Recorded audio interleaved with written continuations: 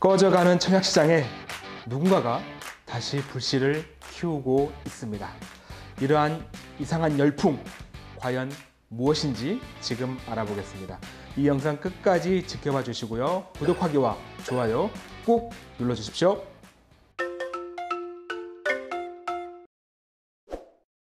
네, 안녕하세요. 드림부동산 투자연구소 박찬홍입니다. 오늘은 최근에 정말 하늘 높은 줄 모르고 치솟고 있는, 정말 인기가 치솟고 있어요. 바로 무순위 청약에 대해서 알아볼까 합니다. 먼저 제가 한번 기사를 한번 좀 봐볼까요? 자, 보시면 달라진 아파트 청약시장, 통장 아끼고 무순위 노린다. 자, 서울도 비싸면 미계약이 나오더라. 그리고 부적격자나 대출 규제로 미분양도 나오더라. 그렇다 보니까 무순위로 정말 줍고 줍는 줍줍 쪽이 나오더라 라는 거고요. 보시면 역시 서울도 미계약이 나오고 돈 되는 곳만 청약에 집중하더라 라는 기사가 있고, 이렇게 좀 무순위가 막 인기가 높다 보니까 이제 국토부도 조금 고심을 하고 있다. 이걸 규제하자니 미분양이 양산되고 놔두자니 투기가 될까 걱정이다 라고 이렇게 고민이 되고 있는 이 무순위 청약. 자, 다시 돌아가서 자, 이 무순위 청약이 과연 무엇인지부터 한번 살펴보도록 하겠습니다. 자, 정의입니다. 일단 무순위 청약의 제도의 목적을 보면 바로 미분양을 해소하겠다. 이게 이 제도의 목적입니다. 그렇다 보니까 정식 미분양 물량을 사는 것이고요. 어떻게? 무작위로 추첨을 통해서, 즉 운이 좋으면 될 수 있다라는 거예요. 최근에 좀 인기가 높고 경쟁률이 높다 보니까 아마 분명히 이런 분들 계실 거예요. 딱 새벽 4시에 정확히 한 4시쯤 정화수 딱 이 그릇에 정화수를 떠가지고 남산에 올라가요. 그래서 남산 올라가서 기도하는 거죠. 제발 되게 해달라고. 분명 그런 분들이 있을 거예요. 네, 그만큼 인기가 높다라는 거고요. 그 청약 과정을 보면 일단은 청약 통장이 필요하지가 않고, 좋죠. 그리고 19세 이상, 즉 성년이면 누구나 참여가 가능합니다. 주택 여부 상관없죠. 왜? 1순위가 아니어도 되니까. 거기에다가 규제로부터도 자유로워요. 뭐 재당첨 제한이나 가점제에 제한을 받지 않기 때문에 좋은 거고요. 이러한 부분들을 청약부터 해서 분양 정보까지 그 금융결제원이죠. 거기서 관리하는 아파트 투유에서 일괄적으로 관리하고 있습니다. 사실 이제 과거에도 이러한 제도는 있었습니다. 1, 2순위 청약 끝나고 나면 이제 시공사에서 그 남은 물량에 대해서 자체적으로 뭐 선착순이나 추첨을 하고 있었는데, 그때 문제점이 뭐였냐면 줄을 세우다 보니까 뭐 대리 주석이나 또 이 번호표를 사고 파는 이런 문제가 발생했었어요. 그래서 국토부에서 올해 2019년 2월 1일 이후로는 일괄적으로 아파트 투유에서만 신청할 수 있도록 아예 다 위림을 했죠. 관리하시면 됩니다. 그래서 네이버에다가 아파트 투유를 치시면 홈페이지 나오거든요. 거기 들어가시면 정말 더 자세한 정보들 잘 볼 수가 있습니다. 자, 그리고 이 무순위 청약은 크게 3가지 종류가 있습니다. 자, 첫 번째로는 미계약이나 미분양에 대한 사전 접수, 좀 대비해서 미리 접수하는 게 있고요. 그리고 자녀 가구를 추가로 모집하는 사후 접수가 있고요. 마지막으로 불법 전매나 공급 질서 교란자의 주택을 회수해서 다시 모집하는 계약 취소 주택에 대한 재공급, 크게 3가지가 있는데, 위에 2가지는 앞서 말씀드렸던 뭐 통장도 필요 없고 성년이면 되고 이런 규제도 필요 없고 다 뭐 아무 무리 없이 할 수 있어요. 다만 마지막 부분 계약 취소 주택에 대한 재공급은 재당첨 제한이나 무주택 요건이 있기 때문에 아까 말씀드렸던 아파트 투유 홈페이지에 가셔가지고 조금 더 요건을 자세히 알아보시기 바랍니다. 자, 그러면 이제 이런 의문이 생기죠. 이렇게 무순위 청약이 인기가 많다? 그 많은 곳 미계약, 미분양이 많이 나오고 있다는 얘기잖아요. 아니, 서울의 청약시장은 정말 좋았었잖아요. 뭐 로또 분양 말도 나왔었고. 근데 그게 왜 이렇게 됐을까? 그 이유는 청약 불패 신화가 깨진 거예요. 그러니까 분양가 차이에 따라, 즉 주변 시세 대비 조금 너무 분양가 비싸 버리면 이 시세 차익이 많이 나오지 않을 것 같은 곳들은 많이 들어가지 않는 거죠. 그래서 돈 되는 곳만 청약 통장에 몰리고 있고요. 그렇지 않은 곳들은 미달이나 미분양이 나오더라. 금액뿐만 아니라 우리가 또 인기 단지이냐 또 비인기 단지에 따라서 양극 현상은 발생하고 있다. 그래서 미분양이 발생하고 있다는 거고요. 두 번째로는 규제가 굉장히 강력하죠.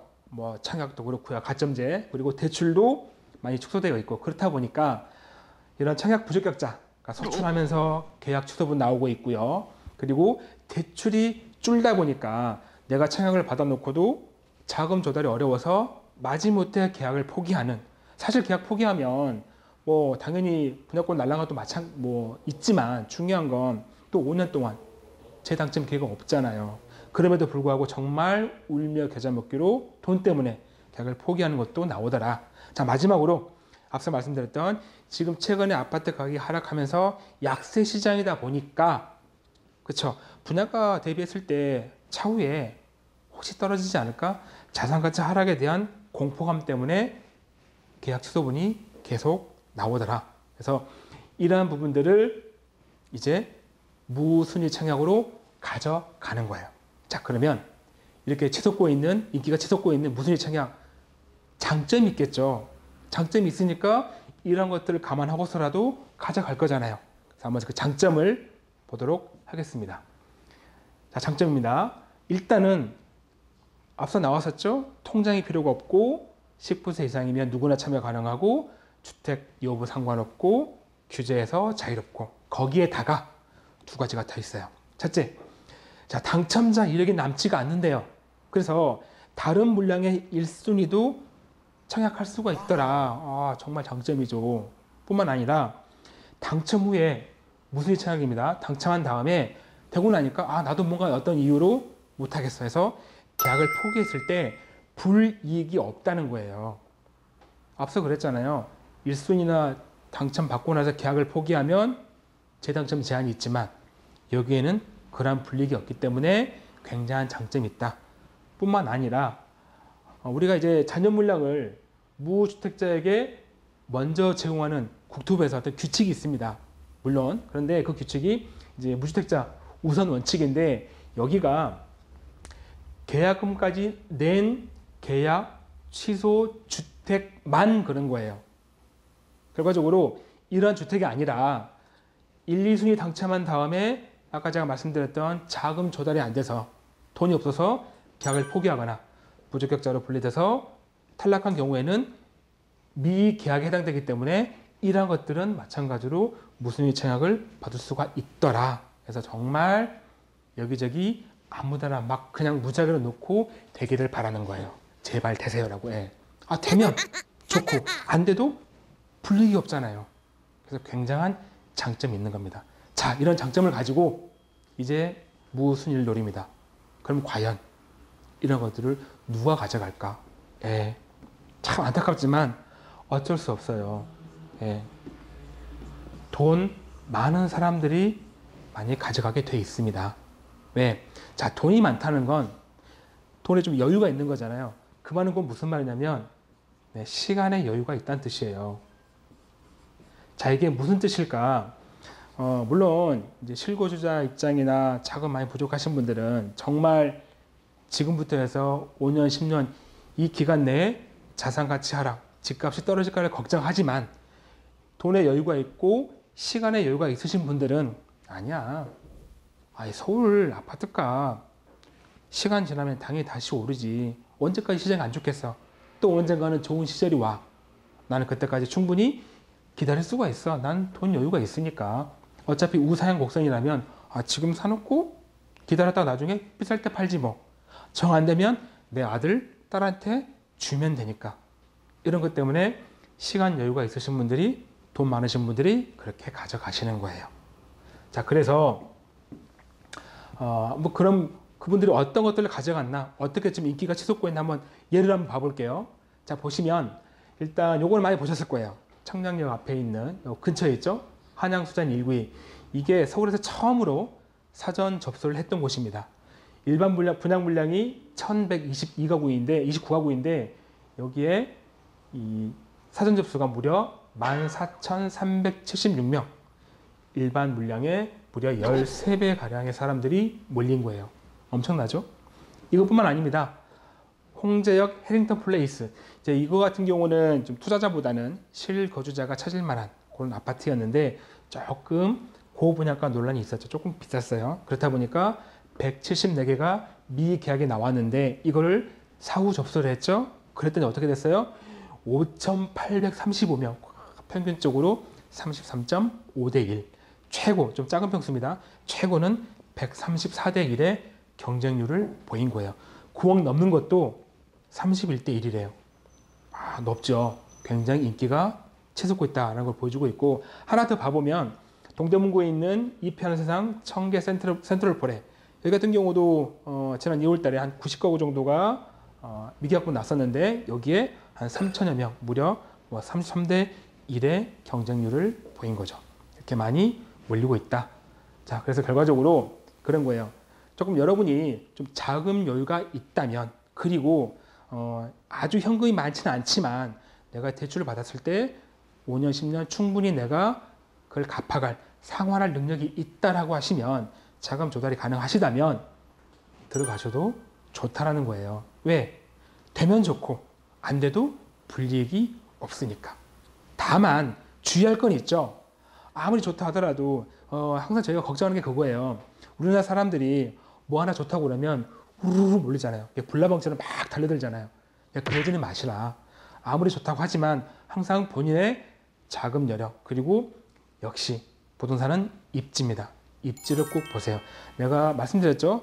5년, 10년 후에, 지금은 조금 침체기지만 시간이 지나고 나서 5년, 10년 후에 정말 이 아파트가 상승할 수 있는 그러한 가치를 가지고 있나를 따져보신 다음에 답을 가지고 가시라는 거예요. 미계약분은 모르겠지만 특히 미분양분은 뭐냐면, 미분양은 뭡니까? 인기가 없는 거잖아요. 인기가 없는 건 다 그럴 만한 이유가 있죠. 입지가 좋지 않거나 뭐 다른 문제가 있는 거잖아요. 그래서 그런 미분양분은 좀 주의하시고 한 번 더 가치를 따져보시고 들어가시고요. 그리고 국토부도 지금 정말 계속 지켜보고 있습니다. 물론 고민은 있죠. 앞서 말씀드린 대로 이거를 규제하자니 미분양분이 나올 것 같고, 놔두자니 투기 같고. 하지만 최소한 앞서 말씀드렸던 계약 취소분이 아닌 미계약분도 무주택자에게 먼저 공급한다거나, 아니면 이제 대출 문제인데, 사실 이제 우리가 분양가 9억 넘어갈 때 중도대출 안 나오잖아요.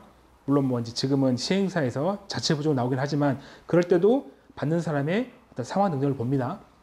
근데 그 9억이라는 게 사실 전 정부 때, 지금도 마찬가지지만 그때 나온 얘기인데, 그땐 그랬죠. 9억 넘어가는 분양가, 고가주택인데, 강남은 모르겠지만 강북에서 과연 그런 분양가 나올까 할 때였다면, 지금은 강북도 분양가가 9억을 넘어가잖아요. 그래서 9억 넘어가는 부분에 대해서 중도금 대출 여부, 그리고 대출 축소 40%를, LTV 40%를 좀 어떻게 만져볼까 하는 이런 부분에서 국토부가 손을 볼 수 있겠다. 마냥 지켜보진 않을 것 같다. 그렇다면 기회가 있을 때 빨리 여력되신다면 빨리 받으시는 게 좋다. 그렇지만 꼭 자금과 입지를 먼저 따져보시라 하고 오늘 내용 마무리하겠습니다. 자, 오늘 내용 좋았다면 구독하기와 좋아요 꾹 눌러주시고요. 저는 다음에도 또 좋은 내용으로 다시 돌아오겠습니다. 고맙습니다.